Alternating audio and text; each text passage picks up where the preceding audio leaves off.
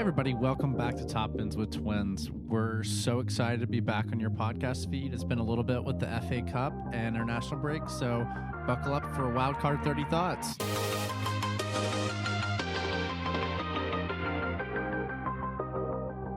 Hey everyone, this is Luke here with Top Bins with Twins. Sitting next to me, I've got Paul. Paul, say hi to everyone.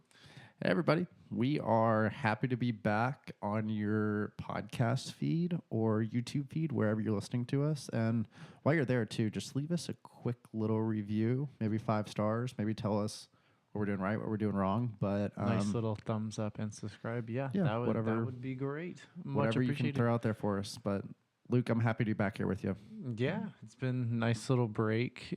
You know, FPL has just disappeared off the face of the earth, so we figured that we'd take a little time away as well. And yeah, really kind of now that we have an idea of what's going on with the FA Cup FA Cup kind of sorting itself out a little bit, we have a better idea of what's going to happen for Premier League and FPL related teams, what players we should be targeting going forward for the run-in, and having an idea of exactly what we want to do personally with our own teams as well. So we're going to talk about all that in this episode today, and also kind of talk through the pros and cons of wildcarding now in 30 if you have that chip left, or maybe say waiting for 31, and some other alternatives out there. There's a lot of permutations that can still play out, but the good thing is we do have more information than we did yesterday. So it's a lot easier to make some assumptions at this point. So with that, I'm going to hand it over to Paul. Paul, tell everyone how you've been and kind of what's on your mind with FPL at the moment. Yeah, it's been a hiatus. I mean, there's no question that I remember a couple months ago, I think Ben Krellin put out a tweet saying that if you're an FPL content creator or if you're just involved with FPL, prepare for March to be a really shitty month. And he was exactly right. I mean, I think we had, 2 game weeks in March, Luke? Yeah, and here we are, March 31st, and we are excited for April to be here. Yeah, and we have games coming around tomorrow and then also on Wednesday, so that's going to be great. But yeah, just excited to have FPL back. Want to make a strong push to finish the year. Obviously, I think both of us are in a position right now in our mini league, in our ranks, where we want to end on a much better note, which Luke last year had a meteoric rise towards the end of the season. So we'll see if he can repeat last season. Stay tuned for what I have to say in this episode, because maybe I've got some good tips and tricks for you out there to perhaps use in your own team. So stick around for those good little tidbits of information. Yeah, and just like Luke was talking about, the FA Cup kind of just wrapped up the knockout stages a little bit going into the semifinals, and I'll just go a quick little review over that so everybody understands what happened in that. Just a brief little catch up. So Crystal Palace beat Fulham 3-0. There was a Eze assist and goal, a Sar goal, and the other one, let me see. It was Nketiah in the 70th minute. Yeah. And then, so great for Palace to advance to the semifinal. I think the last time they advanced to the FA Cup semifinal was maybe in 2014 is what I think I saw that stat floating around. It's been a minute. So great for Palace, especially how they started this year. That's a team that me and Luke were really high on this year. So to have them in the FA Cup is kind of validating for both of us, I would say, a little bit. Except they were not good in the beginning of the season, which they were horrible. Sucked. They were horrible, which we were early. This is kind of like what we talk about with FPL a lot, Luke, that sometimes you're just a little too early. But the thing is, unlike a market or commodity, you don't really want to hold for the long term with some assets. No, you get screwed. Which is really frustrating because you have to be getting those points week in, week out. So there's not, the time horizon is very different than, say, financially investing. With that in mind, though, it is kind of, like you're saying, Paul, validating to know that we picked the right team, even the right players in some situations. It's just they weren't quite there yet, weren't quite, hadn't matured and evolved as a team to where they're, now being more successful. Mm-hmm. Yeah, and so, Luke, in the other FA Cup quarterfinal that matched up the Palace will be playing, they're going to be playing Villa, who beat Preston North End 3-0. We had 2 goals from Marcus Rashford, which... What was the penalty? When was the penalty? Tielemans on the pitch. And Tielemans has been taking some pens for Aston Villa this season. So that gives us a lot of very helpful information, knowing that Rashford might be the preferred pen taker for Villa now, because Watkins, very suspect Rodgers seems like he's not going to be taking the pins. So now the assumption is that Rashford's probably their go-to pin taker. Which is huge, especially at his price point in FPL. Could be a great option maybe to have in your team. I know Villa maybe possibly doubling later on, so a good opportunity maybe for some people to invest early there. But then in the other semifinal, we now have Nottingham Forest and Man City. Forest beat Brighton on pens, and then Manchester City beat Bournemouth 2-1 with a Holland and a Marmushkel. But more importantly, Holland was hurt in that fixture. And he did also miss a penalty as well, too. He missed a penalty, and he is seen in a boot walking out of the venue. So it's not looking good. Pep had some comments today, but as a Holland owner, I'm not feeling great. And a Wood owner, it's disastrous FA Cup run of fixtures for me. So that I think so that sums up all the FA Cup round fixtures, correct, Paul? Yeah, and just want to make sure. Yes, that's all done. Though, just to be clear, the Wood injury I think was an international duty. It was. Whenever he was gone, so yeah, not the FA Cup itself. Nuno came out today and he had some pretty positive comments that alluded to maybe he'll be back sooner than they thought, that he might be recovering well. But I think the midweek is going to come very quickly. Like Forest play tomorrow on Tuesday, so I would not expect to see Wood playing against Manchester United at home, but stranger things have happened in the past. I would really just probably not. I would lean towards him not playing is what my assumption would be. So yeah, same with Holland as well. Yeah, I would too. I think there are different options at this time, but I mean, I thought Holland was going to be a great way for me to kind of like raise my rank just from him going off, but right. That's probably not going to be the case going forward. So we're going to have to be swift and adaptable. So we'll see what happens with that. You're going to have to pivot. Yeah, I'm going to have to pivot. But yeah, Luke, I think it's really exciting. I mean, just looking at the fixtures for this upcoming week, I mean, we have probably, I don't know, I'd say one of the best fixtures may be Newcastle-Brentford. That could be a really good game. Brighton-Villa, Arsenal-Fulham. That could be a really good one, too. So I'm just excited to see Premier League games coming back, Yeah, it'll be great to have it back. It feels like it's been a very long time since the Premier League was back. And since the reminder of, looking back on FPL from Gameweek 29, Bruno Fernandes just managing to get a goal and 2 assists and 3 bonus and just really crush my hopes and my dreams as well. So thank you for that, Bruno Fernandes. And thank you, me, for reminding me of that moment. That's great. Yeah. Yes. So looking forward. So game week 30, there are some very interesting fixtures popping up for this week.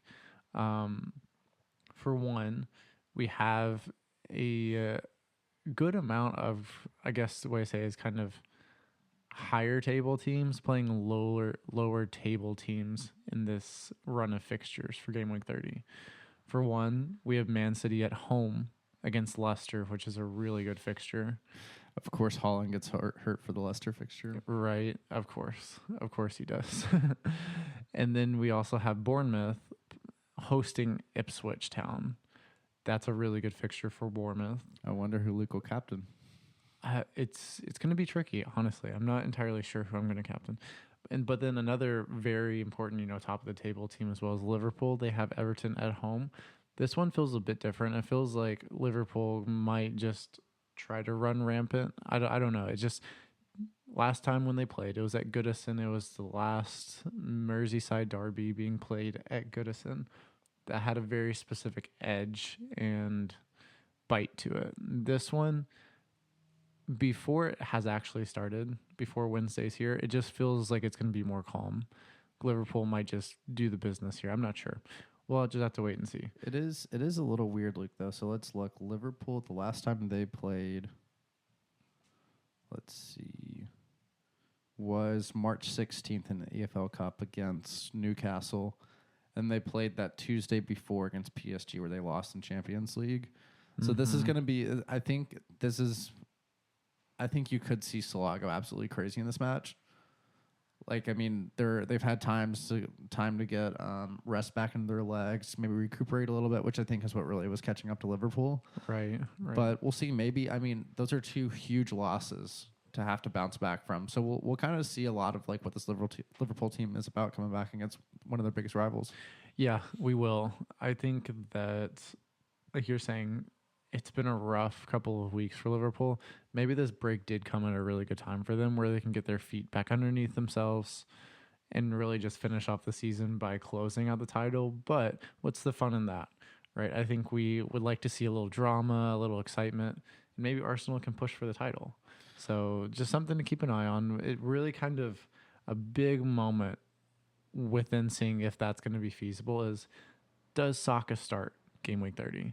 And that's going to be a big question for a lot of people out there who are building their wild card for 30. Arteta had some very positive comments today saying that he believes that Saka is ready to start and he has his fitness. And we know Arteta. Arteta is going to will him out there, whether it's in a wheelchair, he has to airlift him, whatever it may be. Saka will be on the pitch. So that's the question here, Paul, and I'll pose this to you. Do you think Saka starts in game week 30 against Fulham? I hope he doesn't. Well, okay. I would be okay. So it really depends on how they handle it. But we were talking about this before the podcast. I think 60 minutes max if he starts against Fulham. Hopefully just a half. He just needs to get game time under his legs. Because, I mean, we look at the schedule. They play Fulham tomorrow at 2:45. They play Everton on Saturday, April 5th. And then Tuesday, April 8th, there's the Real Madrid fixture at home, which is probably one of the biggest matches at the Emirates in the past, like, probably since last season against Bayern Munich, or for the stakes of what Arsenal, like, for their European hopes. I mean, this is the biggest match they've had all season, you know? Right. At the end of the day, it really is. So I think they're going to really want Saka for that one. So I hope the time's managed. But, I mean, on top of that, I mean, I'm somebody that really wants Saka on my team. And it's just really difficult right now because, I mean, I think wildcarding him in on 30 is probably too early to me. Yeah, it's a roll of the dice. I think it really depends on where you are at in your, whether you care more about mini league, overall rank. It all depends on your exposure to risk that you're willing to take as a FPL manager. If you're willing to take the risk, you could have a huge advantage by playing Saka. Let me look and see what his current ownership is. It's very tiny, and whoever. The important thing here too also is, what is the effective ownership of people who are still playing the game as well for Saka? Because he's a very popular pick, easily could have been picked by a lot of people that just aren't checking their teams anymore. So he's currently at 8.9% selected. I don't know exactly what the ownership is for still teams that are still active. I would wager it's probably below 2 to 3%, right? Mm-hmm. So you could have a huge gains from that. We know Saka's probably going to be on pins. He's going to be very creative, most likely.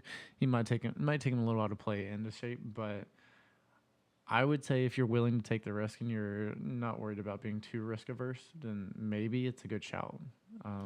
Yeah, Luke. I mean, the simple stat that really just stands out about Saka is that he has 19 big chances created. The only person in front of him is Salah, 21. And Saka hasn't played since, like, the beginning of January. Yeah, he's also, I think he's near the top with assist as well. He's at 10 assists and Salah has 17. Yeah. So it's, I think you said big chances created. So he's such an impressive player and instrumentally important for everything that Arsenal try to do. Yeah, and Luke, I think to prove your point, you said he's at 2.5% owned right now? He's at 8.6, 8.7, but I mean, I'm saying that's differential. To have somebody that has that ability to create and to be as involved with, like, as we usually talk about, as it's like the figurehead of an attack, especially with Havertz still being out. Mm-hmm. I mean, the minute that Saka comes back in that team, he's going to be creating issues for defenses, and he's going to be around the goal scoring opportunities. So could be a really exciting partnership. Apparently Arsenal are stepping up their pursuit of Victor Gyökeres currently at Sporting. If they got him in, I think that would be a really nice fit with Saka. He is just at this point, very clinical. Who knows what happens? Does that translate to the Premier League? Whenever he makes a move, he's been around the Premier League before, but we'll see. Maybe he comes back and just tears up the league and leads Arsenal to a title next season. Who knows? We can only Maybe hope. they get him. I don't know. I don't know. Maybe he doesn't end up Arsenal. You never know what's going to happen in football. But okay, so at this point, I think it would be good for us to maybe take a little break, and then we're going to come right back and talk to you all about our hypothetical Game Week 30 wildcard teams. And as we go through that, we'll also be talking about the team specifics as well, along with looking at how the doubles are going to stack up in the remaining game weeks in our build up to Game Week 38, the final game week of the FPL season. Yeah, we'll be right back, guys. All right, everybody, welcome back to Top Bins with Twins. And typically, this is Paul. Whenever I do a segment intro, I love to ask Luke a random question. Bring it on. And so, for people that don't know, Luke is a huge Steph Curry fan, has absolutely loved him since his Davidson days. Luke, who do you think is the closest comp to Steph Curry in world football playing right now? Or we can go over the last 10, 15 years. Just a little rhetorical question for you. That's a great question. Steph Curry. So, in order to emulate Steph Curry, you need to be creative. We're hearing Luke's thought process right now. Yeah, insightful.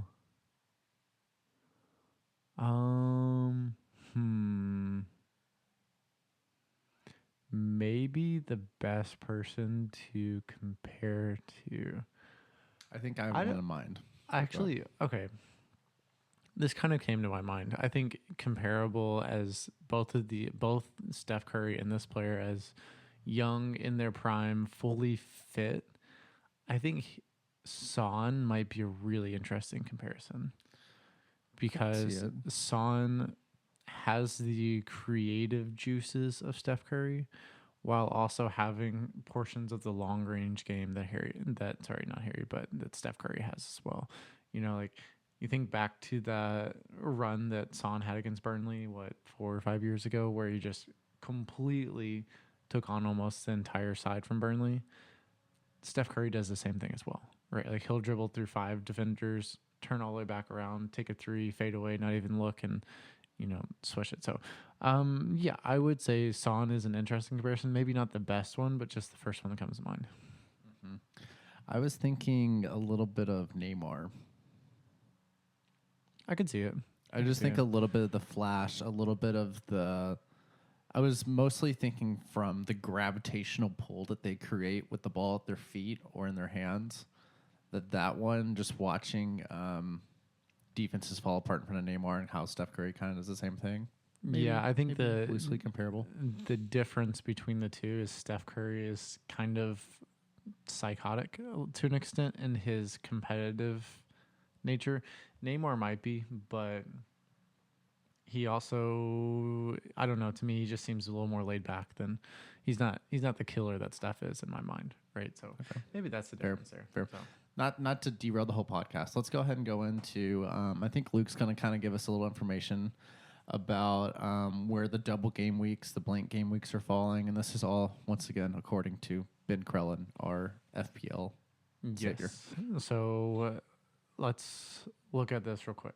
So for the upcoming deadlines, we have Game Week 30, which is quickly approaching, 31, and then 32 is going to be confirmed a double game week. We have Crystal Palace playing Man City away and Newcastle away, along with Newcastle playing Manchester United at home and Crystal Palace at home. Very good fixtures there for Newcastle. But the next question is, so that double right there, so 32, that was the result of the EFL Cup, right? Liverpool, they had their match pushed forward with Villa. Newcastle had their delayed fixture pushed back. So 32 is where that fell. That's why we're getting Newcastle and Crystal Palace doubling in 32.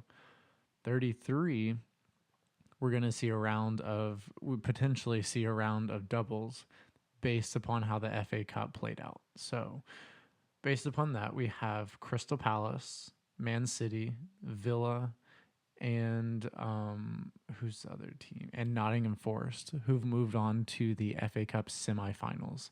Those 4 teams are hypothetically going to double in 33, but with the tidbit that it looks like Nottingham Forest are not going to double in 33. It seems most likely maybe 36, or they might just stay in 34 as well, because they can move the fixtures around and it'll work out. So still a lot to watch there. But for 33, if we get those 4 teams I just listed, and also important note here, Arsenal would also double as well in 33 because they do play Crystal Palace. So in 34, if that gets canceled and move forward to 33, then we would have Crystal Palace doubling against Bournemouth at home, Arsenal away, have Man City doubling with Everton away, Villa at home, Villa doubling with Newcastle at home and Man City away, and then we'd also have Arsenal, who are doubling because of Crystal Palace, where they would have Ipswich away and then Crystal Palace at home. Also possible, like I mentioned, that Forest and then potentially Brentford could be playing in 33, coming from the 34 fixture that is pushed back or postponed and then rescheduled to 33. There's another scenario here too, though, where in 36 we could see some further doubles. That could be the result of these FA Cup semifinals fixtures that are rearranged being pushed back to 36. Or we could also have some issues with the FA Cup final further complicating things. And then on top of that, we could also have some European fixtures that if teams go far enough in their respective tournaments, that could cause them to blink and then in 37 and then pushing those fixtures up to 36. So all this work is very much so due to Ben Krellin. It's very, very helpful and insightful for everyone because a lot of people still have a lot of chips left. And using those chips as wisely as possible is the most important thing we can do within FPL. So the thing is, we still don't have all the information at this point. And there's a narrative that's building right now from certain content creators in the FPL world that Game Week 30 is the best time to wildcard. I push back on that because we do not have all the information yet. We do not have these fixtures confirmed for when they are. And remember Newcastle Crystal Palace? Everyone was shocked by them being pushed to 32, right? The assumption was they'd go to another game week. The Premier League might keep us on our toes like that. So I think it's best to get as much information as possible. After that monologue there, I'm going to pass it over to you, Paul, and just kind of tell everyone what you're thinking with all this information. Yeah, first off, Luke, great job covering that. That's a lot to break down. It's not crazy complicated, but there's a lot of what ifs. This is possible. This may be possible. And I think it's a great thing to highlight that last time with the doubles, the Premier League surprised us and things weren't what you expected them to be. So I completely in the same camp with Luke that wildcarding in Game Week 30, it's kind of like studying for an exam 2 months before you've learned all the material. Like it's just not something that logistically like makes sense to me because I understand like if you were rolling into a double game week in 31 where you wanted to utilize a different chip and all that stuff. But I mean, at the end of the day, I mean, there's a possibility that maybe Holland isn't really hurt and he's going to be that you could wild card him in 31. Or if Saka plays in the first match and gets hurt again. Like there's so many different variables and like the FPL landscape changes so quickly. And obviously there hasn't been too much movement, but with the FA Cup and international break, but there's been massive stuff that's happened. I mean, if you played a wild card, you still have the ability to change your team and everything, but like imagine all the stuff that's going to happen this midweek fixture. So I just hate moving way too early with stuff. That's why I always make my transfers on Friday, kind of after pressers and all that stuff. So like I said earlier, I completely agree with Luke. I think it's a great point, and I would highly recommend not using a wild card in Game Week 30. Yeah, for some teams, it makes sense to me. If you don't have any Crystal Palace, you don't have any City assets. And maybe you have Chris Wood along with Holland, and you have a bunch of injury. You have Morgan Gibbs White. So you're defining my whole team basically. Well, I'm just saying everything's so situational, and we always say that on the pod, but it is inherently true to how you play FPL. That the team that you're looking at when you pull up the Premier League app, that dictates how you should play the game. It shouldn't be that everyone else is doing one specific strategy, because that's not how you're going to differentiate yourself and, kind of make those gains that you might need, right, for whatever target you have for the season. So what I'm trying to say here is that it's very important for each person to see what their team needs at what specific time. And like I was talking about earlier, your risk appetite is going to dictate how you play this game. And let that kind of be your guiding North Star, because everyone, to get enjoyment out of it, should play the game differently. Paul plays the game very differently than I do. I use a bit more of a statistical breakdown. I like to look at who's in form. I like to look at the underlying expected goals, expected assists. A lot of people don't love expected stats, but I, for one, really appreciate them, and I think it can be a worthwhile use for selecting your team. But yeah, that's up to each person. So I would say, look, I bring more of a delusional energy to our podcast, where there's a lot of hopes and dreams with emotional things that I feel, which is not. I've been trying to get away from that this year, and I think I've been better about it. But it's going to be really hard for me not to bring Saka in. It's going to be so hard. And I don't think there's a reason for you to. If you want to, I don't think you should fight yourself too much on that, because it's really not a bad choice at this point. Having the upside of him, let's say he doesn't even start, right? Arsenal's beating Fulham 2-0. He gets subbed on in the 65th minute. You have almost 30 minutes of him playing on the pitch, right? And they need him to get time into his legs at a Premier League level speed and get him building up to that pace of play. So I think he will play. Mm-hmm. But do you want 30 minutes of Saka when you could have 90 minutes of Eze, right? Speaking of Eze. Okay, go ahead. I think this man's going to cook over the next couple of weeks. He got a goal for England. He's now back in this Crystal Palace team, got a goal and an assist. This is what we expected from Eze to start the year. And obviously there was kind of a dip at the beginning of the season because, I think there's been a lot of different factors, but Palace just were bad to start the season. And lately, I think Sarr's been kind of like the talisman of that attack. But with Mateta coming back, with all these different things, I just love Eze as a player, dude. He's so fun to watch. He is a lot of fun to watch. But from an FPL perspective, what do you think, Luke? Just want to make this note, though. So looking at understat.com, they provide a statistical breakdown of players, teams. Sarr has so this is from January 1st all the way up to current time, right? And these are purely Premier League stats. Sarr has an XG of 4.06, an XA of 2.58.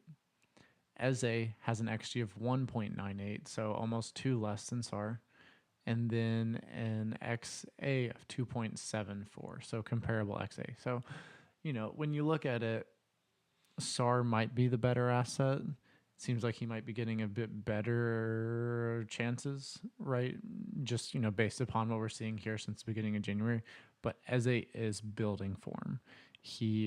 We see this so many times where a player goes to their respective international camp, and usually, it's good usually it's with bigger squads as well, right? They go, they learn, they see the level, and it kind of just, Eze has the talent to be one of the best players in that England squad. Mm-hmm. But sometimes you have to have a challenge issued to you or a reminder of who you are. And I think maybe this England international camp has done that for him, hopefully.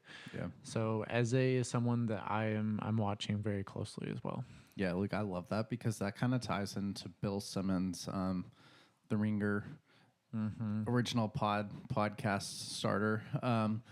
but he has a theory about like Team USA when the NBA players go off and like they all are like in a camp playing together, preparing for like one like mission together. That I mean, it's kind of like sometimes a catalyst for being around other elite players. Where I mean, I think you're right. Like it kind of reminds a little bit that like, oh, this is like the level, and I'm actually at this level. I'm better than this level. Like at times, like Isaiah has shown that he's one of the most creative midfielders in the Premier League, and I mean, it's been a little spotty hit and miss this year, but maybe he's finding it, which is a great time to buy low on him because his upside is exponential. It is. One of my favorite transfers this season has been bringing in Jean-Philippe Mateta. Bing, bing, Mateta, my man. I can't wait to see him kick another flag. Me neither. I'm pumped, dude. So, I am also my team. I'm not going to be wildcarding in Game Week 30. I'm still formulating my exact chip strategy. There's a safe plan. There's a very not safe plan. And there's just kind of like an average risk plan. So I have 3 different options that I'm considering at the moment. The majority, all 3 of those do not consist of me wildcard. Well, one of them does consist of me wildcarding in 30, but I don't love that one, so it's probably not going to happen. So I'm stuck with 2 options, but the good thing is I don't need a wild card in 30 for those other 2 to still functionally work. The thing about this, though, is I think a lot of people are going to be going heavy on Palace and Newcastle, right? Purely because they want to have them for 32 for the Devils. I think a lot of people are going to transfer out players that they're going to regret transferring out. One of them, if he plays, I think this break could have been great for him, is Cole Palmer. Cole Palmer is someone who he's been really great this season. And I think we've got this completely misconstrued. He's been really good. It's just the players around him that he relies on have either stopped performing or been injured. Well, I think he's also been out of form too, Luke. Right, but he was leading the league in chances created by a crazy amount for the longest time, and his teammates weren't finishing the chances. If they would have finished their chances, he would be on the level of Salah at this point. Well, I mean, also, if you go back and you watch probably their last 4 or 5 matches, I captained him, I think, 2 of the last 4 game weeks. I mean, he had a week where he easily could have had a hat trick. He had another week where he could have 2 goals and an assist. I mean, I agree. And part of that, I mean, obviously, we understand at times that, I mean, I think the level of his teammates around him doesn't sometimes meet Cole Palmer at Chelsea. But he's also just like an elite level player. Like, he really is. But in saying that, I just want to say that he himself missed a lot of chances that he probably should have finished. He did. But where that comes from, I think that comes from a lack of confidence. The lack of confidence stems from the times whenever he's creating chances for his teammates and they're not finishing chances.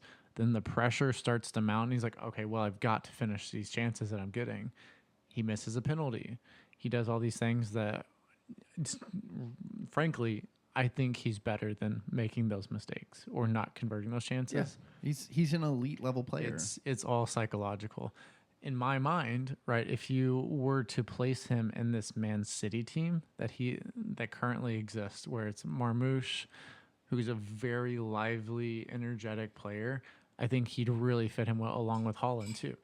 There's always what ifs there, but I think if Palmer was surrounded by players who were a bit more clinical and a bit more reliable, he would be having probably a better season than Salah is right now, because everything that possibly could have gone right for Salah this season has gone right, minus the Champions League. You can say that again. So, and the Carabao Cup too. But not to highlight that, Luke, I think Chelsea need this summer. They need to go back into their checkbooks. I know they don't mind writing the checks, and they need to go get an elite level 9. Like I'm talking like if they put Isak in this current team, they would be a contender next season to win the Premier League. My guess is that they go and get Ozenheim. That would be my guess. I could see that. Go out. I could see that. because it's kind of They've he'll be a flirted little with him discounted. before, I think. Yeah, and he's very talented. He's a great striker. He's someone that I think would fit Cole Palmer pretty well. And the most important thing I think you're looking for in a striker is who complements our best player. Cole Palmer is your best player, so how do you complement him really well with the striker? So that would be Osenheim would be one that like I think that would be a partnership. We would see a little bit like Palmer, Osenheim would be like a little bit like maybe Saka. Not Saka, but Son and Kane. Mm-hmm. Yep. Yeah. Agreed. There. Okay. Well, now that we've kind of discussed the layout and what to expect from the landscape of FPL, I want to walk you all through a quick Wildcard 30 team that I put together. Reminder, I will not be wildcarding myself, but if you do feel so inclined, then more power to you. This wildcard I put together is designed for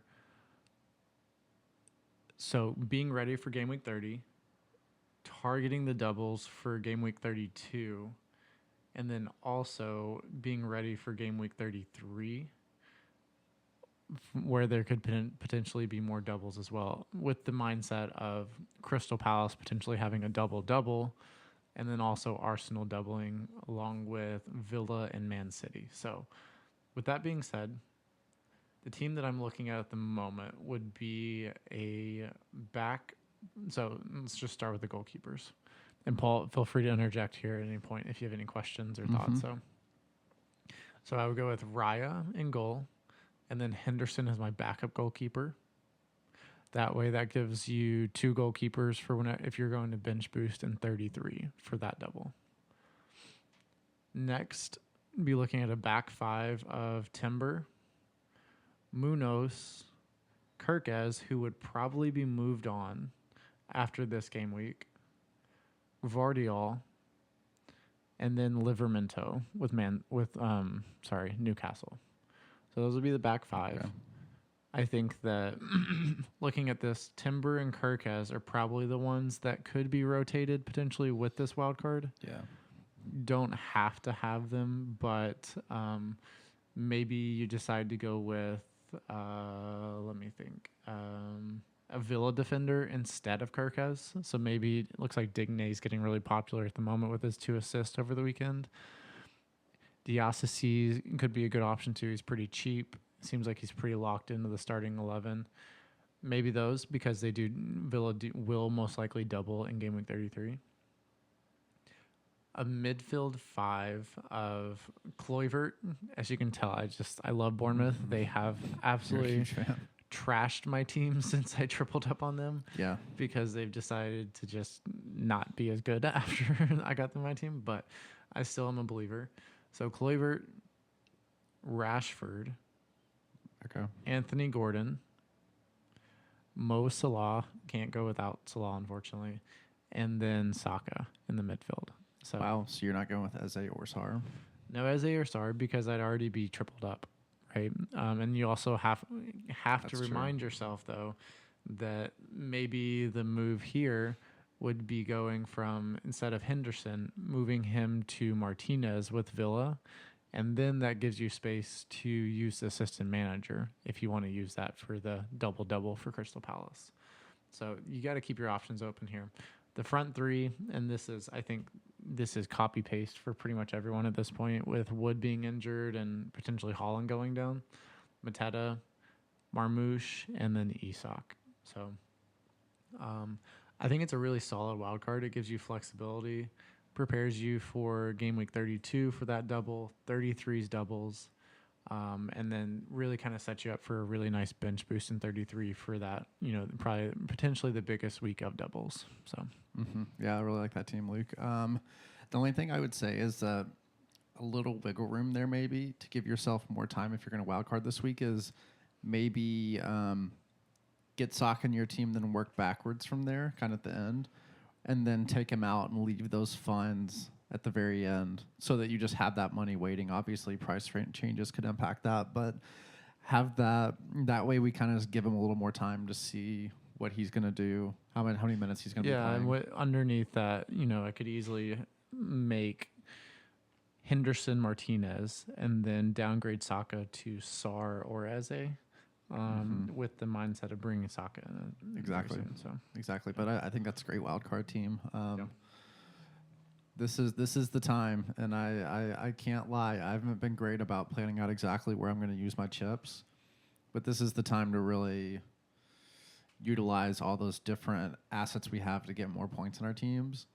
So need to sit down, really plan that out, and lock it in, because I mean the best thing you can do is use talent planning and vision, right? But vision. Oh my god, I can't talk. Almost got it. Talent planning and vision. Damn. Yeah, so it's like you're saying, it is going to be a pretty wild time in FPL, because I think this was the final international break. So we are very happy to hear.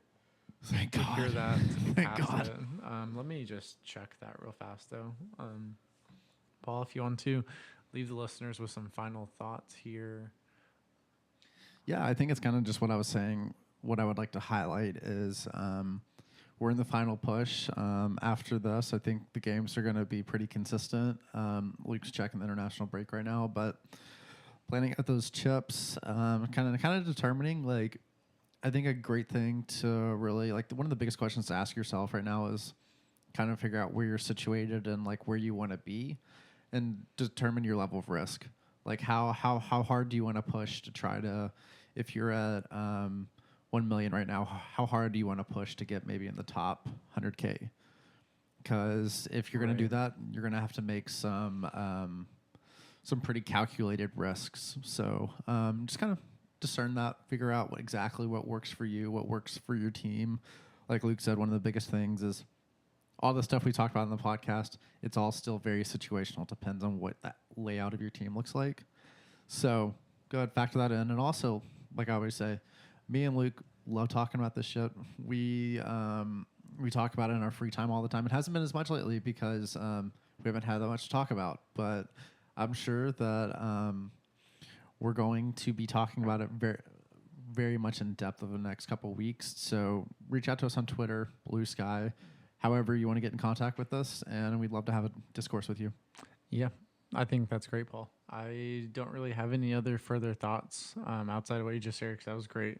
Very insightful for the listeners out there, and hopefully that helps them kind of level set and get ready to make that final push as we enter the final game weeks for FPL. I myself am very excited to see how it's going to shake out over the next, really the next week is what I'm looking at, because I want to see the doubles announced and locked in, officially give us an idea of where the fixtures are going to be, and then we can better target once we know exactly what's going to happen. Being very arbitrary with planning the chips is good, having different options you can go with, but locking in that game week 30 kind of puts you on a specific path. So if you're not sure, I would advise to hold that wild card if you can, if you're not locked in on using that. So that's my final piece of advice. But I want to thank you all for taking the time to join us today. We really appreciate it, because we know everyone's busy, a lot of stuff going on. So taking time out of your day to spend it with us is much appreciated. And we will be back with you all very soon to talk about Game Week 31 and get you ready for that. Also, Jerry, if you're still listening, Wildcard, Game Week 38. And we'll talk to you guys later. Thanks, everyone. Bye.